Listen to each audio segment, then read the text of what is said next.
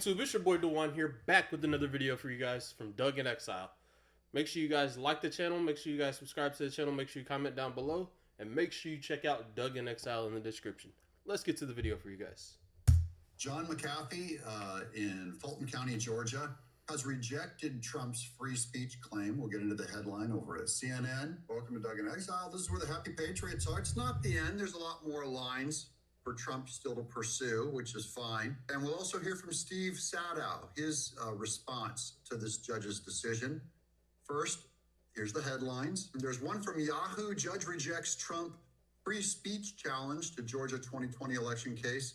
To essentially get the Fulton County election subversion case thrown out on the grounds of free speech. Remember that Mr. Trump and his legal team had argued that they were essentially, Mr. Trump had been making political remarks, political comments, and that they, regarding the 2020 election, that they were not intended to go any further than that, that it was essentially just speech. And then here at CNN, judge rejects Trump's bid to get Georgia election subversion case dismissed on free speech grounds. So now we know that McAfee isn't going to let Trump off easy. This would have been pretty easy for him to do.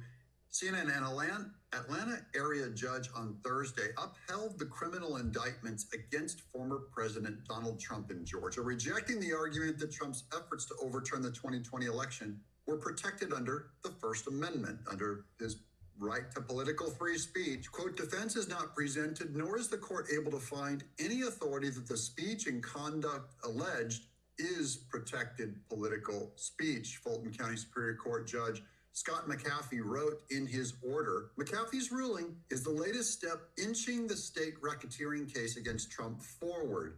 But while Fulton County District Attorney Fani Willis has suggested she would be ready to go to trial as soon as August, the judge has still not set a trial date for Trump or his remaining 14 co-defendants in the Peach State. So you guys have heard me do videos on Harrison Floyd. He's one of those co-defendants.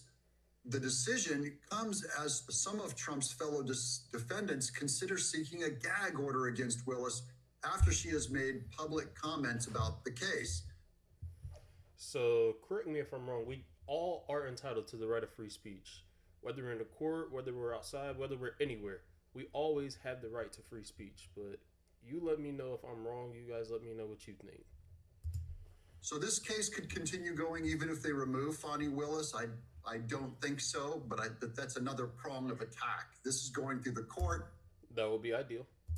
The other way is to try and use all these boards and oversight committees to remove Fani Willis, and it would take too long to replace her. McAfee's refusal to scrap the indictment comes as the free speech defense has repeatedly fallen short in pre-trial wrangling in election meddling cases. Quote, after interpreting the indictment's language liberally in favor of the state as required at this pre-trial stage, the court finds that the defendant's expressions and speech are alleged to have been made in furtherance of criminal activity and constitute false statements knowingly and willfully made in matters within a government agency's jurisdiction, which threatens to deceive and harm the government. McAfee wrote in his order issued on Thursday, I don't see how he can make that claim. I think it's a real overreach and a real problem. The question is, if this whole thing's about Trump's free speech, about what he said, the question is, did he do any damage? Did he undermine an election? A judge has ruled that actually it was not just speech. It was not just free speech protected by the First Amendment. How can you protect free speech if you can say that the speech damaged someone? The speech doesn't actually make anyone do anything because everyone's still free to not do it.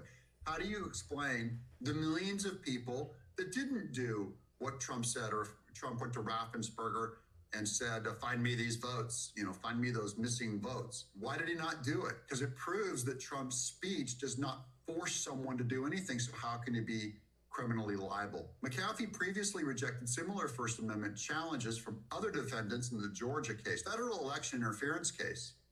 This is on a whole different court case up in Washington, D.C. Judge Tanya Chutkin, also heard and rejected the argument that Trump's actions should be considered protected political speech. I think this makes grounds for it to go up to the Supreme Court. We got to find out how much political free speech you have. Exactly. Can you deny an election, or can you disagree with the results?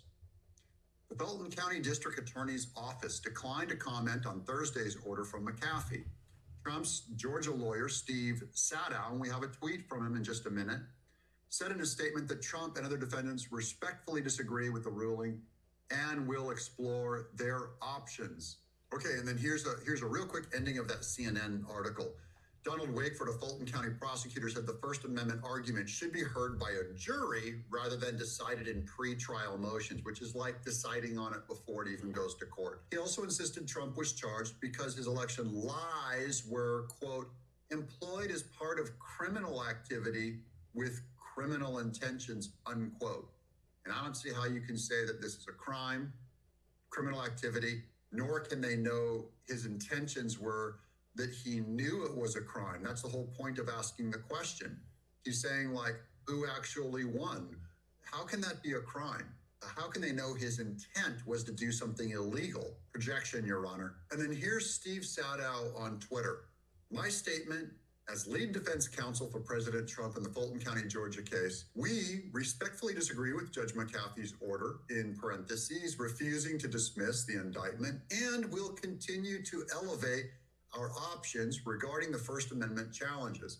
It is significant that the court's ruling was without prejudice, as it made clear that defendants were not foreclosed from again raising their as-applied challenges in the appropriate time after the establishment of a factual record. So that's going to wrap this thing up for now. Just that one part of this case. Trump has many other defenses, but this one did not work. Steve Sadow is going to elevate this, which really it does need to go to a higher court. We need to make these decisions. I believe it probably needs to be decided by the Supreme Court. So hopefully this goes up.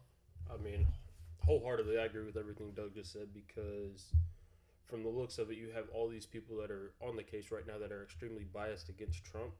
However, we need a more level court.